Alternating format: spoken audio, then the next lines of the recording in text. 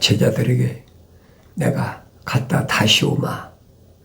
약속하신 주님의 약속을 내가 얼마나 올바로 알고 올바로 믿고 있나. 그게 가장 중요하잖아요. 다른 사람들이 뭐 이러고 저러고 하는 것이 중요한 것이 아니에요. 하나님의 아들이 선택한 제자들, 사도들에게 내가 갔다 다시 오마. 다시 오신다고 그러는데 언제 어떻게 어떤 방법으로 오실는지 어떻게 합니까? 그래서 하나님의 아들은 말씀하십니다. 뭐라고 말씀하시느냐? 내가 올 때 마치 번개가 동편에서 치면 서편까지 비치는 것 같이 인자에 오는 것도 그러하리라. 번개가 번쩍하면 동쪽에서 번쩍한다고 서쪽이 안 보입니까?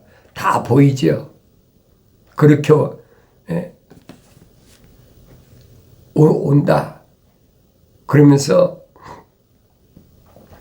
어디든지 시체가 있는 곳에는 독수리들이 함께 모이리라.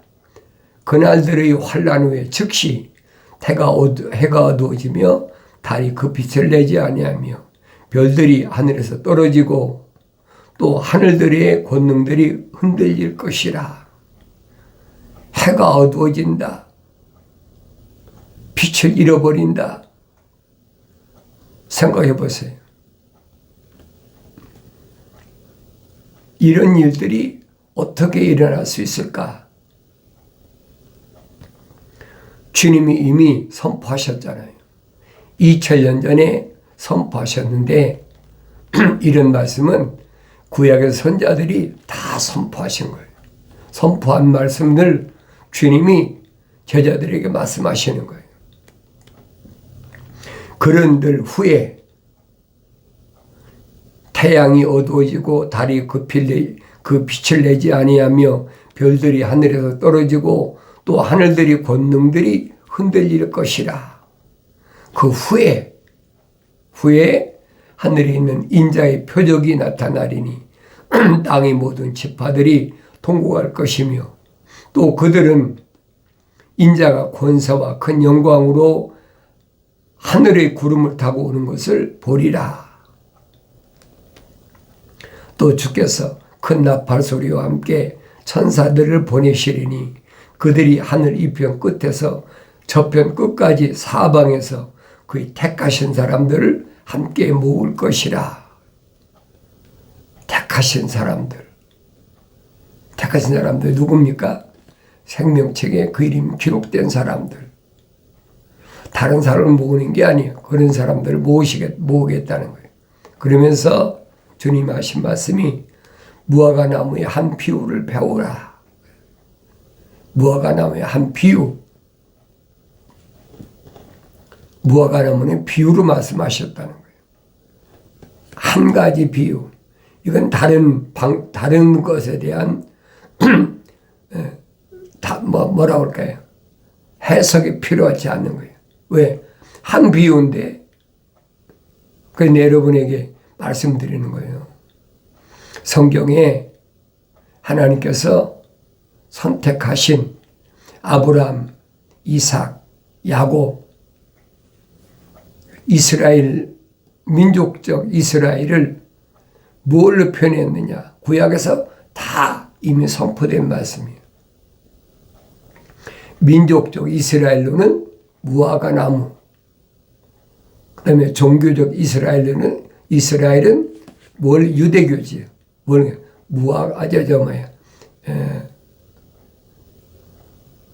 무화과 나무는 정치적 이스라엘은 올리브나무. 올리브나무는 뭘 의미하느냐? 종교적 이스라엘, 유대교를 가리킨 거란 말이에요. 이 비밀을 알아야 내가 성경 읽어도 그게 무슨 말인가를 알지요. 그리고 세 번째는 포도나무. 구약에서 분명히 선자들이 선포하잖아요. 내가 참 포도나무를 심었는데 들포도가 열렸다. 들포도는 뭐예요? 그 유대교거든요. 하나님 원하시는 것은 참 포도를 원하시는 거예요. 그러니까 내가 성령 받고 성경을 읽어야 알지 그전에는 알 수가 없어요. 그래서 나의 책망을 듣고 돌이키라. 보라, 내 영을 부어서 내 말들을 알게 하리라. 분명히 약속하셨잖아요. 하나님 아버지께서 아들에게 약속하신 것을 어떻게 바꾸겠습니까? 하나님이 입에서 나오신 말씀은 절대 바꿀 수가 없어요. 피조물이 아무리 바꾸려고 발버둥 치죠. 누가 그럽니까? 루시퍼가. 또 루시퍼의 졸개. 그들이 누구예요? 거짓 선지자. 자칭 선지자, 자칭 사도, 자칭 복음전도자, 자칭 목사, 자칭 교사. 우리 목장에 이런 사람들이 얼마나 많은가 하잖아요. 그럼 자칭하는 사람들이 특징은 뭐냐? 그런 사람들 직업적으로 목사다, 무슨 교사다, 자기가 선지자다, 이 직업적으로 하는 사람이 자칭하는 사람이. 성령의 은사로 사도 바울이 에베소 지방에 있는 성도들에게 보낸 편지에서 5가지 은사 얘기죠. 이것은 거저 주신 은사이기 때문에 절대 돈 받는 게 아니고, 그 다음에 은퇴라는 게 있을 수가 없어요. 은퇴가 어디 있습니까? 이 5가지 은사를 가진 사람은 은퇴라는 게 없어요. 그러니까 하나님의 아들이 이 땅 육신으로 입고 오셔서 선택한 사도들 보면 사도들이 은퇴했습니까? 은퇴하지 않았죠. 은퇴란 말은 직업을 가진 사람이 나이 많기 때문에 직업을 그만두는 게 은퇴 아닙니까? 그런데 하나님 말씀을 전하는 게 직업입니까? 그건 사명이에요. 거저 주셨다. 5가지 은사를 거저 주셨다. 그럼 거저 받았으니까 너희도 거저 주라는 거예요. 하늘 아래 종교는 정반대잖아요. 그래서 내가 여러분에게 계속 말씀드리는 게 그거예요. 주님이 하신 말씀을 기억나야 되는데 주님이 뭐라고 말씀하십니까? 싹구는 목자가 아니다. 결론 내리셨잖아요. 싹구는 뭐예요? 돈 받고 일하는 거. 하늘 아래 그런 직업을 가진 사람이 얼마나 많아요. 그런데 사도들은 어디 그 사람들이 병 고쳤다고 돈 받는 거 봤습니까? 귀신 내쫓고 나서 돈 받는 거 봤느냐 이 말이에요. 거저 주신 거거든요. 값없이 받았으니까 값없이 줘라. 그래서 사도 바울이 모델이잖아요. 내가 손수 일한다. 그래서 데살로니가 지역에 있는 부르심을 받은 자들에게도 똑같이 사도 바울이 설명하잖아요. 손수 일해라. 요 핑계 저 핑계 대고 거저 먹으려고 하지 말고 손수 일하라. 그래서 잠언서에서는 그러잖아요. 게으른 자는 가서 개미한테 배우라. 그러니까 벌레만 또 못한 거지요. 그런데도 성령 받지 않으면 못 알아들으니까 이게 무슨 말인가. 주님이 하신 말씀이 그거예요. 그 후에 하늘에 있는 인다의 표적이 나타나리니 땅의 모든 지파들이 통곡할 것이며 또 그들은 인자가 권세와 큰 영광으로 하늘에 구름을 타고 오는 것을 본다. 또 주께서 큰 나팔 소리와 함께 천사들을 보내시리니 그들이 하늘 이편 끝에서 저편 끝까지 사방에서 그 택하신 사람들을 함께 모을 것이라. 부르셨다면 선택받아야 되는 거예요. 하나님의 아들이 누굴 선택했나? 내가 주목해야 되잖아요. 그건 2000년 전에 유대사에서 하신 말씀이 하신 일인데 지금 하나님의 아들이 어디 있느냐? 뭐 그렇게 반문하는 사람도 있지요. 왜 없습니까? 하나님의 말씀을 통해서 나 자신이 보여야 된다는 거예요. 그걸 깨달아야 되죠. 그런 사람들은 생명책에 그 이름이 기록됐다. 근데 그런 사람을 구별하는 방법을 하나님의 아들이 선포하셨잖아요. 2000년 전에. 하나님께로부터 나온 사람은 단수잖아요. 한 사람 한 사람이. 하나님께로부터 나온 사람은 있잖아요. 하나님의 말씀들을 듣느니라. 말씀들이 뭐예요? 약속과 명령이라 이 말이에요.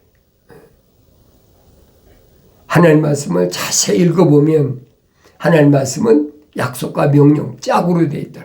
약속과 명령이 떨어져 있는 곳이 없어요. 항상 약속이 있으면 명령이 있고 명령이 있으면 약속이 있어요. 누구에게만? 생명흡이 들어간 사람. 아담에게 하나님이 약속하셨잖아요. 하나님의 동산에 있는 모든 하나님 보시기에 좋은 나무만 있으니까 내가 마음껏 먹어라. 한 가지 선과 악의 지식의 나무에서는 먹지 말라. 왜 먹지 말라고 하셨느냐? 반드시 죽으리라. 죽음이 선포됐잖아요. 그런데 이런 말씀을 하나님의 생명의 호흡이 들어간 아담에게 말씀하셨지 이브에게 말씀하신 게 아니잖아요. 그러니까 자기가 직접 듣지 못하니까 변질시켜버리잖아요. 하나님 이름 팔아가지고 거짓말로 접근하니까 자기도 하나님 이름 팔아가지고 먹지 말라, 만지지도 말고 먹지 말라. 혹 죽을까 하노라. 안 죽을 수도 있다는 거죠. 그러니까 하나님께서 하나님의 생명이 들어간 아담에게 명령하신 거, 약속하신 거하고는 정반대예요. 내가 창세기 1장, 2장, 3장을 올바로 알아야 나 자신의 정체성을 안다. 늘 말씀드리는 거잖아요. 내 안에 하나님의 거룩하신 사랑의 호흡이 들어왔나 안 들어왔나. 내가 직접 읽어봐야 된다는 거예요. 하나님의 생명호흡이 들어간 사람은 첫사람 아담처럼 하나님의 말씀을 사모하고 순수한 말씀이니까 약속과 명령을 듣는다는 거예요. 그렇구나. 하나님 약속은 이거고 하나님 명령은 이거구나. 그 약속과 명령이 뭡니까? 계명이잖아요. 계명. 사도 바울이 뭐라고 설명합니까? 계명은 중보자께서 출애굽한 이스라엘 백성이 범법함 때문에 천사를 통하여 제정하신 것이다. 근데 계명이 없으면 내 자신이 죄인이 아니라는 거죠. 계명이 있으니까 율법이 있고 율법이 오니까 죄가 살아났다. 그렇다고 율법이 잘못된 것이냐? 아니라는 거죠. 율법에 해당되는 사람이 내가 죄인이구나. 하늘 아래 죄 없는 사람은 하나도 없다고 그러잖아요.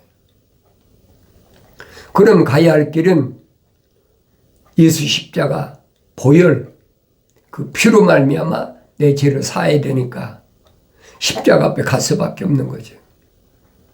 나 자신이 항상 뭔가 부족한 것을 항상 생각해야 돼. 그래서 사도 바울이 그랬잖아요. 내가 날마다 죽노라.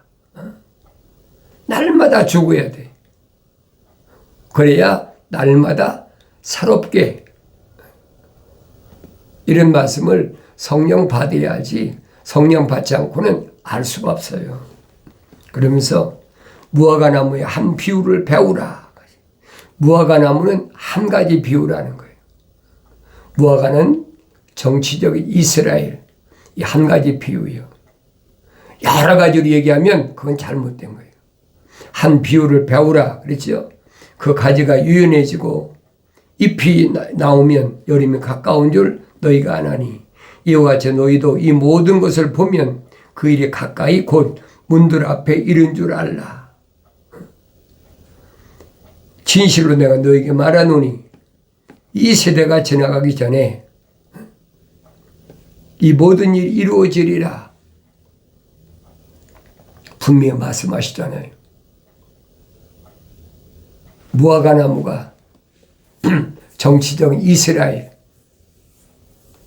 올리브나무는 종교적 이스라엘 유대교 아닙니까? 유대교. 그래 하나님 아들이 개혁하러 오셨다. 고치러 오셨다는 거예요. 유대교를 뭘로? 기독교로 바꾸는다. 그게 기독교란 말이에요. 성경이 정확히 기록됐잖아요. 그러니까 내가 한번 읽어서 알 수 없으면 포기하면 안 돼요. 누구만 하나님의 생명, 사랑의 호흡이, 거룩한 호흡이 들어간 사람은, 그 이름이 생명체에 기록된 사람은 또 읽어보고 되새김질하고 또 읽어보고 묵상하고 계속 해야 돼. 그러면 책망 듣고 돌이켜야 된다는 거예요. 책망으로 안 들려지면 쓸데없어요. 책망으로 안 들려진 사람은 누구예요? 계명을 안 받은 사람이죠. 계명을 안 받은 사람은 율법이 필요 없는 사람이에요. 율법이 나한테 왔을 때 내 죄가 살아나지 않는 사람은 그 사람은 자연인이다. 왜? 그 사람은 하나님의 모습을 닮을 수가 없어. 하나님의 모습을 닮는다는 말은 성령으로 다신한다. 성령으로 다신하는 게 영이라고 그랬잖아요. 그러니까 영적 사람이다. 이게 주님이 하신 말씀을 기억하셔야 돼요. 근데 주님이 왜 무화과나무의 비유를 말씀하셨나? 주님이 개혁하신 것은 약 40년 후에 로마가 완전히 유대교를 박살내버렸어요. 하나님의 아들이 선포하신 그대로 됐잖아요. 개혁하셨다. 사도 바울이 설명하잖아요. AD 70년에 예루살렘이 완전히 박살나고 흔적도 없어졌어. 유대교가 없어지니까 이스라엘의 나라 자체도 없어졌죠. 그리고 1900년이 흘렀다. 이게 무슨 말씀인가 잘 알아야 돼요. 1900년이 흐르고 그러니까 69일에가 지나고 메시아가 끊어졌다. 그리고 나서는 흔적이 없어졌잖아요. 1900년 동안 흔적이 없어. 그리고 나서 1948년 5월 14일에 무화과나무가 가지가 연해지고 잎사귀 폈단 말이에요. 그럼 열매를 맺어야 할 거 아닙니까? 그때 열매 맺는 사람을 남은 자라. 남은 자. 그런데 유대인들이 1948년 5월 14일 날 독립하고 나서부터 다시 시작된 거예요. 다시 시작됐단 말은 무슨 말이에요? 이방인 때가 기울었다는 얘기예요. 이방인들이 예수 믿고 구원받을 때가 기울어졌다는 거예요. 끝나기 시작했다는 거죠. 성경은 말씀하고 해주고 있잖아요. 그러니까 그때부터는 유대교가 다시 시작했다. 그걸 내가 깨달아야 되잖아요. 그런데 아직도 유대인들의 의식을 동참하고 흉내내고 하늘 아래 종교가 그러고 있잖아요. 그럼 내가 보여야 될 거 아닙니까? 아, 주님이 오실 때가 약속한 시간이 다가오는구나. 아무리 얘기를 해도 주님이 오시면 그 사건이면 끝나버리는 거예요. 왜? 하나님 아버지께서 이미 다니엘을 통해서 약속하셨잖아요. 70일으로 기한을 정했다. 누굴 위해서? 거룩한 자를 위해서. 69일에까지만 메시아가 왔다 끊어진 거 설명해 놓고 그 다음에는 없잖아요.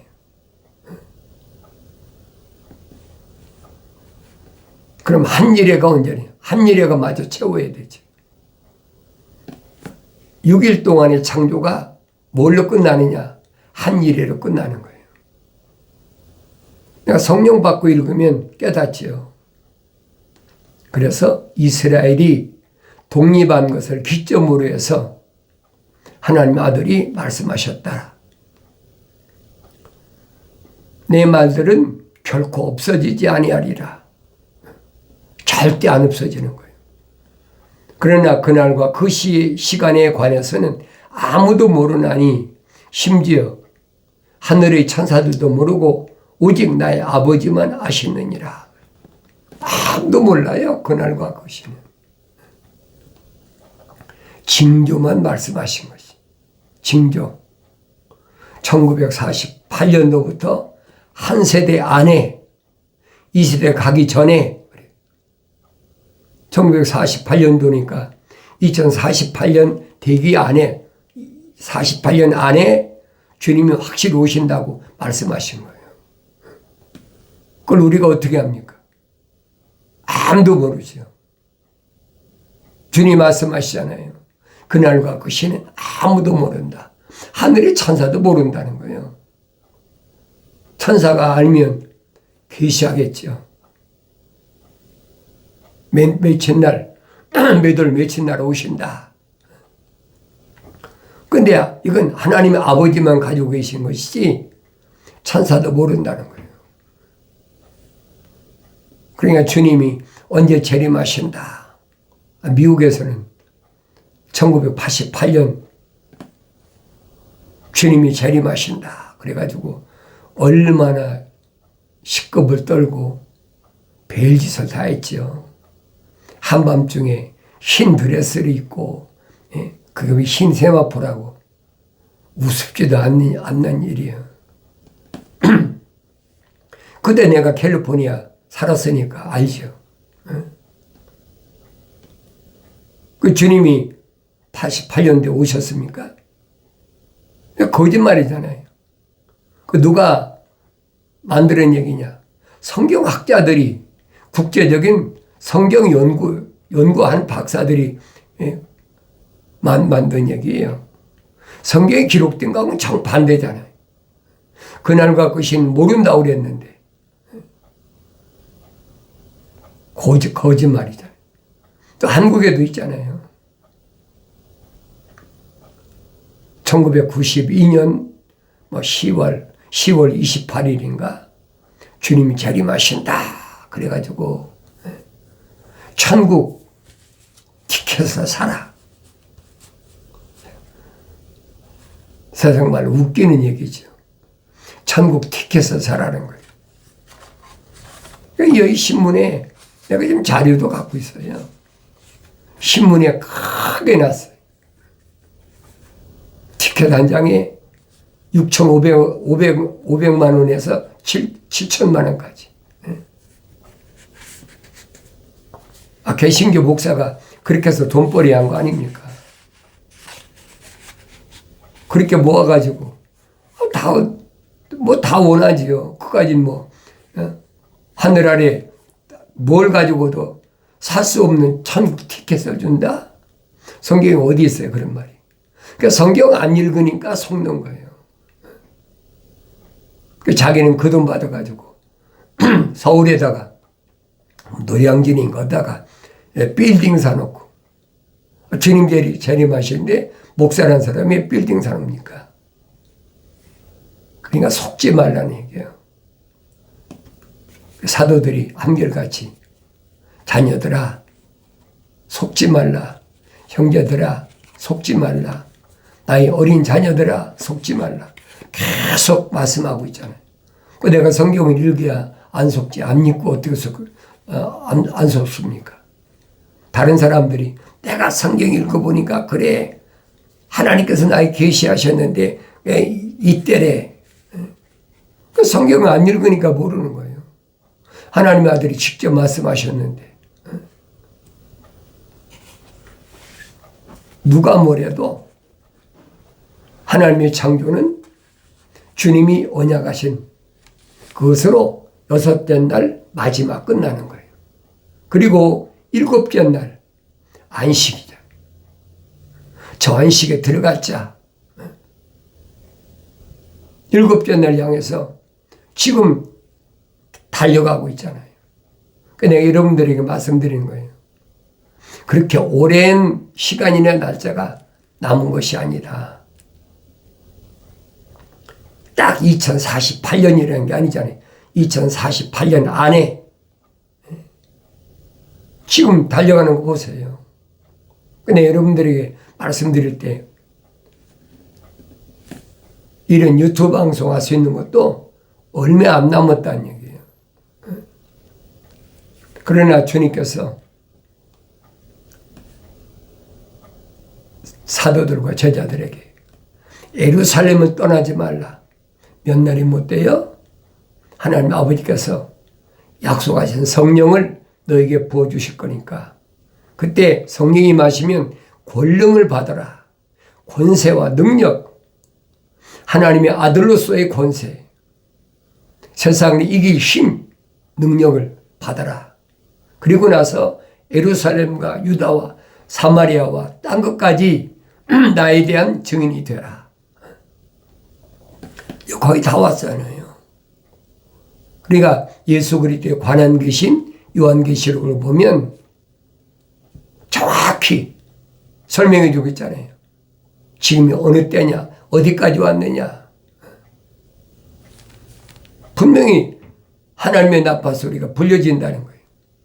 그 천사들을 통해서 나팔을 보시는데 첫째 나팔, 둘째 나팔, 셋째 나팔, 넷째 나팔, 다섯째 나팔, 여섯째 나팔, 일곱째 나팔.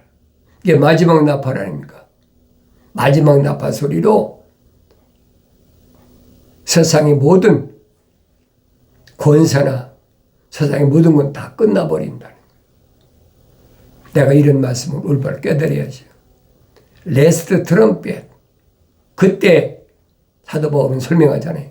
무덤에 있는 자가 그때 부활한다. 그때까지 살아남은 사람들은 부활할 이유가 없지요. 물과 피가 있으니까 눈 깜짝할 새에 홀연히 다 변화된다. 눈 깜짝할 사이에. 눈 깜짝할 사이에 내 몸에서 물과 피가 뭘로 없어지겠어요. 전쟁 무기 아닙니까? 핵무기, 수소폭탄이요. 지금 12,000개가 준비되어 있다. 삽시간이 끝나는 거예요. 이런 말씀을 기억하시고 나의 창왕도 돌이키라. 보라 내 영을 부어서 내 말들을 알게 하리라. 약속하신 말씀이 반드시 이루어지길 바랍니다.